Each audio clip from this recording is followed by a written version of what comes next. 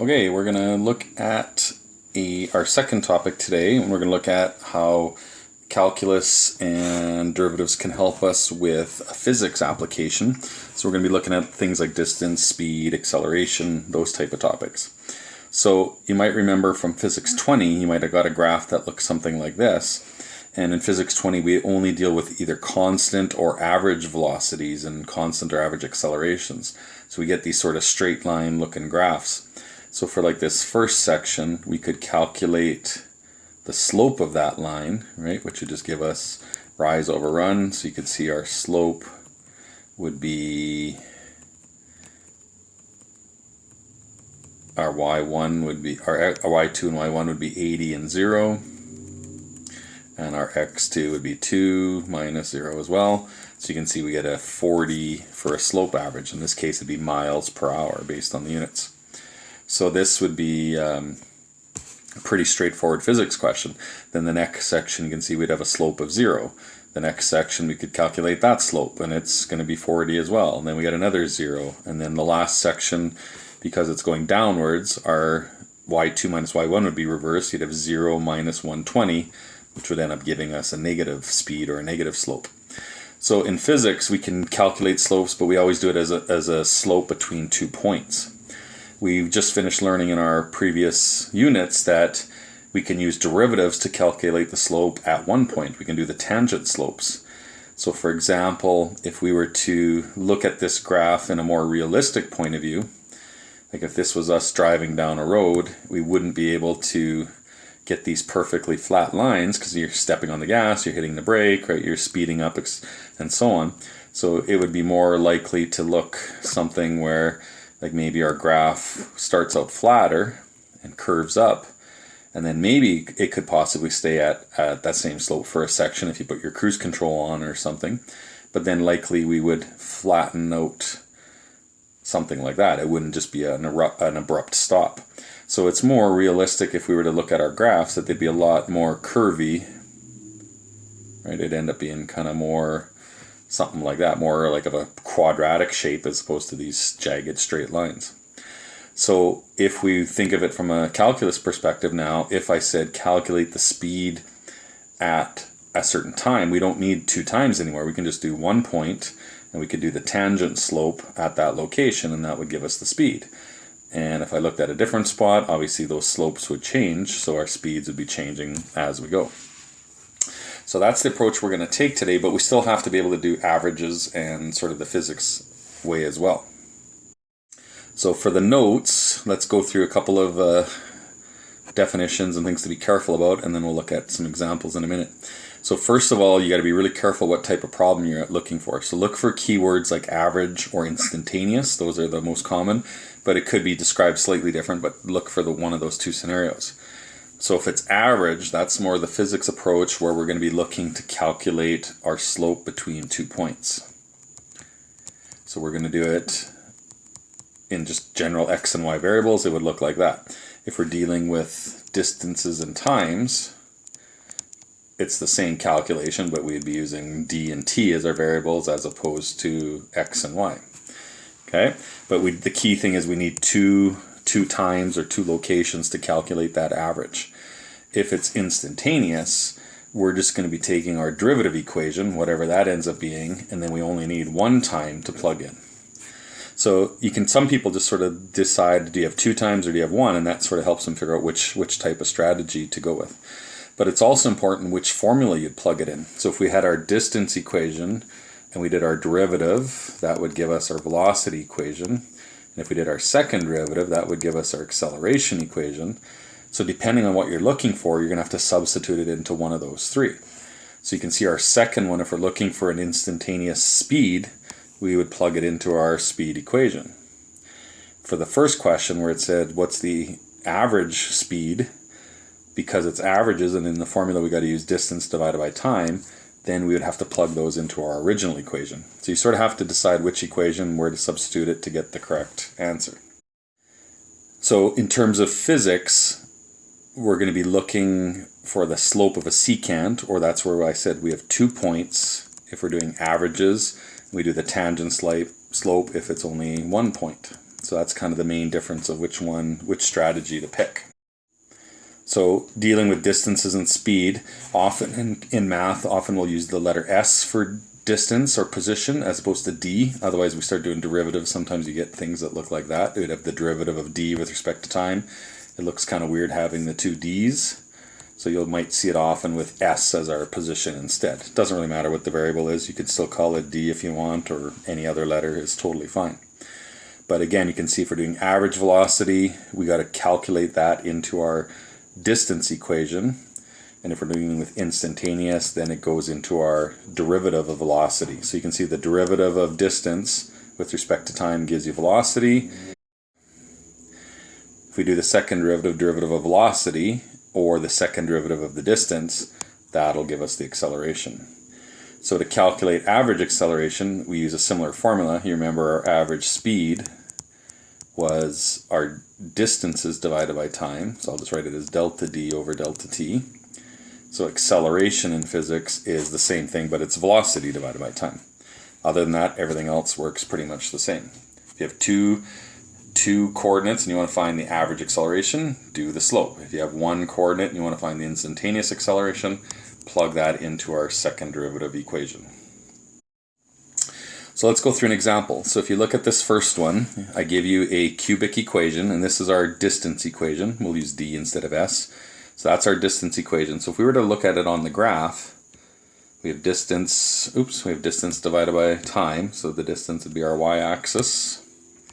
Time would be our x, and if you plug it on your calculator, it looks something like this. So it looks like we cross at the origin, and then we have another intersection point a little bit further over. Because we're dealing with time, it doesn't make sense to have any negative section of the graph. You can't have negative time, so we can basically just look at quadrant 1 on our graph as our only location. Okay, so we know the graph's going to look like that. So this first question is saying, what is the average velocity for the first 5 seconds? So they don't give us the 2 times, but it's sort of implied. We say the first 5 seconds, we're going to assume from time 0 up to time 5 is what we're going to be looking for. So you can see on our graph, we're starting at 0, 0, but we could plug these into our original equation. So at time 0, our distance would be 0, and at time 5, if we plug 5 into that equation, we get a distance of 20. So that means on this graph, if we were to look at the coordinates, we'd have the coordinates 5, 20 would be up on that top upper part of the graph. So when we're in the question saying calculate the average speed, we don't care what's happening in between. We're just saying what would be the comparable straight line from 0 to 5 seconds. So it would be that red dotted line I just drew. So that's the slope we're trying to calculate. So if we do it in this formula, our average speed then would be just the slope of that straight line.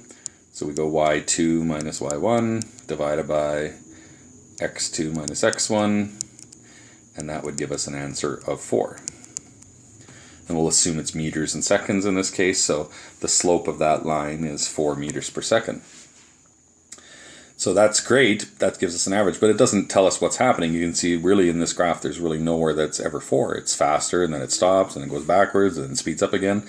So we're kind of going all over the place. So this is where the instantaneous becomes more valuable. So to calculate our instantaneous velocity, do the first derivative. So the derivative of t cubed would be 3t squared. Derivative of minus 6t squared would be 12t. And derivative of 9t would be 9. So now this blue equation is giving us the tangent at any location. So now it's actually quite easy to figure out the instantaneous speed. Plug a 2 into that equation. So if we plug 2 into that equation, 3 times 4 is 12 minus 24. Yeah, 12 minus 24 be negative 12 plus 9 gives us negative 3. So if we go back to our graph, 2 seconds would be somewhere in there.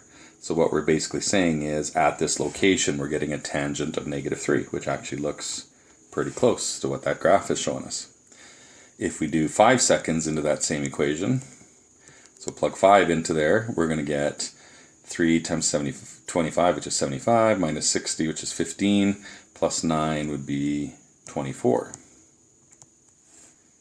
Okay, so this one now we're saying way up here, our slope of our tangent line would be 24. which makes sense too. It's quite a bit steeper. It's definitely positive. So we're on the right track. So these derivatives and the regular equations tell us different types of information, but they're all pretty important to understand. So if the question, let's keep going a little bit. If the question said, where are these speeds going to equal 0, or where is the car going to be stopped, or where are you going to be at rest, anything along those lines? If you think of it back on our last unit, wherever our slope is 0, so that would be our max and min locations, should give us where the car is stopped, because we're going forward, we stop, we turn around, go backwards, we stop, turn around, go forward again. So our max and min locations will give us those informations, and we know from the previous unit we can calculate a max and min whenever our first derivative equals 0. So on the next page, I want to write the equation. It was, maybe I'll write them all again. We had one negative, start with it. So our distance equation was 1t cubed minus 6t squared plus 9. So then we calculated our velocity to be 3t squared minus 12t plus 9. So now the question is, where is it at rest? Well, we're going to take that equation and figure out where it's equal to 0, because that'll give us our max or our mins. So if we factor out a 3, we'll get that, and now we can factor out those brackets even further. So we'd have t minus 3, t minus 1. So we know that our times when our speed is 0 would be at 1 and 3. So if I go back to my graph I had on the previous page, it looked something like this.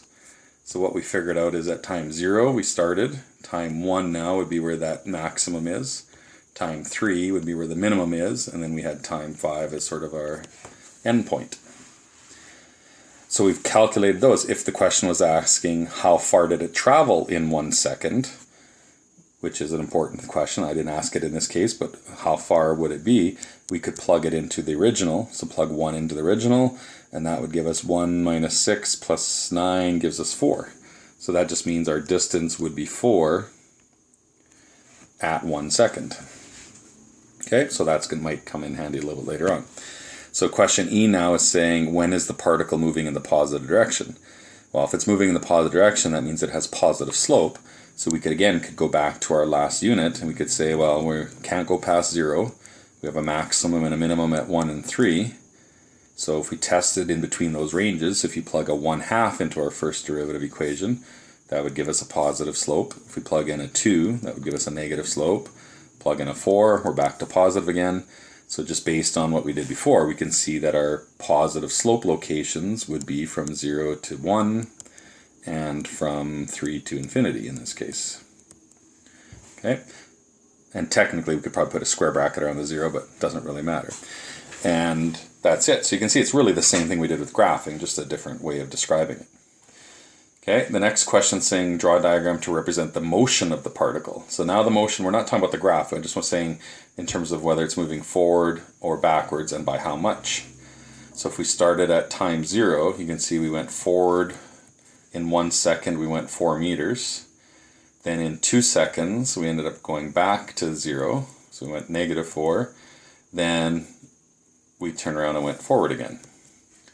Right? So you can see that's what the graph is doing in terms of like linear motion. We went forward, backwards, forward, and as time went on, that's what gave us that cubic graph. So from that sketch we could actually calculate a couple other things, and you might remember from physics too. Displacement is our total beginning to end distance, but we don't care what happens in the middle. We just want to know what the start and the end was. So in this case we started at 0 and we ended up at 5 seconds. We ended up at 20. So we know we have a total displacement of 20 meters. We don't care what happened in between. We started at 0, ended at 20.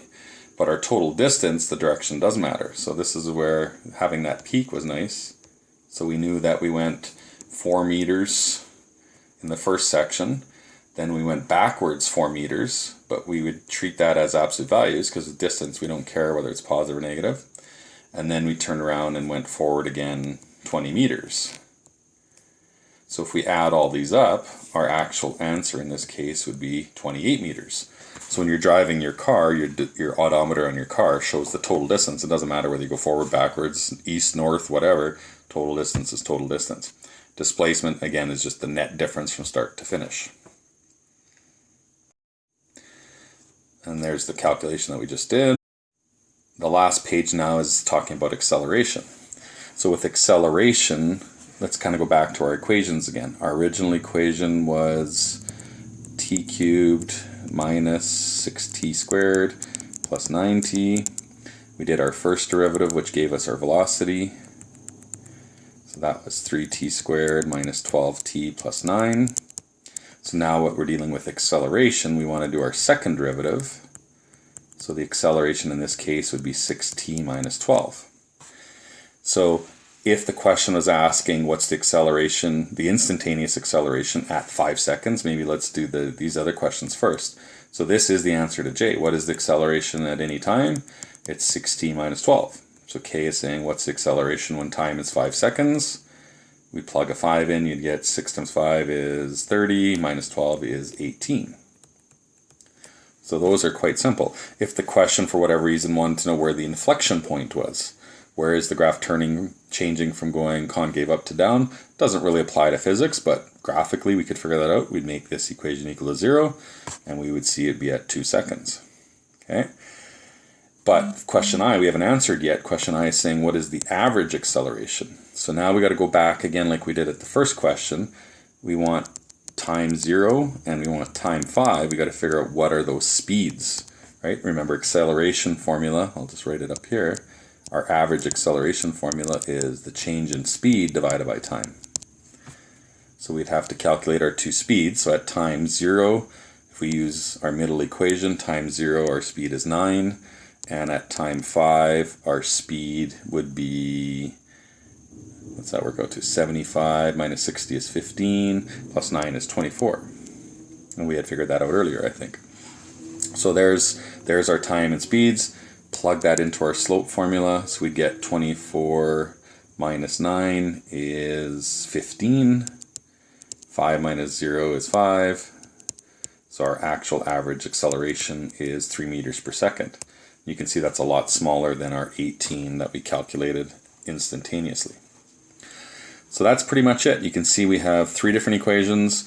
Plugging your nut data into one of the 3 gives you different information, but they're all kind of still similar to what we're doing with graphing. The one other question before we quit, let's look at a question, something like if I said we threw a ball up in the air. So let's suppose we kick a ball, or we throw a ball a meter above ground and it goes up, hits the peak and comes back down again. So remember, from a physics perspective, the peak would be when our speed is 0, right? So that would be our maximum distance, our maximum height, but that would be when the v is 0. So we could calculate that by doing our second derivative, our first derivative equation equal to 0. That would give us that location. But sometimes it might ask for things like how long does it take to hit the ground? So we're looking for the x-intercept down here. So if you're looking for the x-intercept, we would have to go back to our original equation equal to 0 to try to solve for that. So just be careful which equation you use. So if you're looking for this bottom point, our x-intercept, use the original, make it equal to 0. If I asked what is the speed down here, so this will be when our speed is the highest, well, we'd need to know that time anyway, so we'd have to solve for the x-intercept first to get the time. So maybe let's just do that for this question. So we'd take our original equation, make it equal to 0.